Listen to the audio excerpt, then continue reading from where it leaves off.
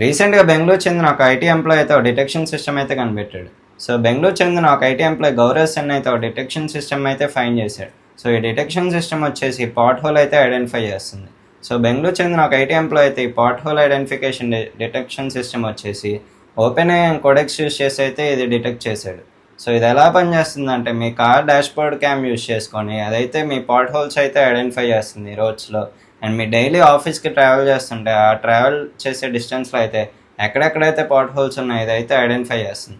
So ఈ pot హోల్స్ని identify చేసి ఆ ఏరియా ఇన్ఛార్జ్ ఎవరో వాళ్ళకైతే కంప్లైంట్ రైజ్ చేస్తుంది.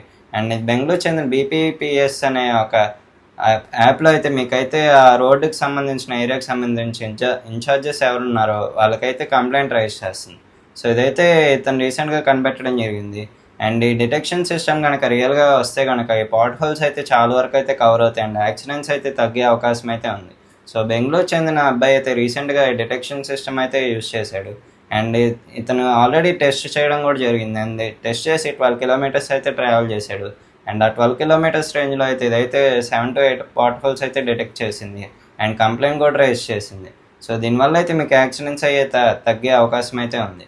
ఈ వీడియో కనుక నచ్చితే లైక్ చేయండి, అలాగే మీ ఫ్రెండ్స్కి షేర్ చేయండి. దీని మీద మీ ఒపీనియన్ అండ్ కింద కమెంట్ సెక్షన్లో కమెంట్ చేయండి. అండ్ ఇలాంటి ఆటోమొబైల్ కంటెంట్ కోసం అయితే మన ఛానల్ ఫాలో అవుతా ఉండండి. Until then by.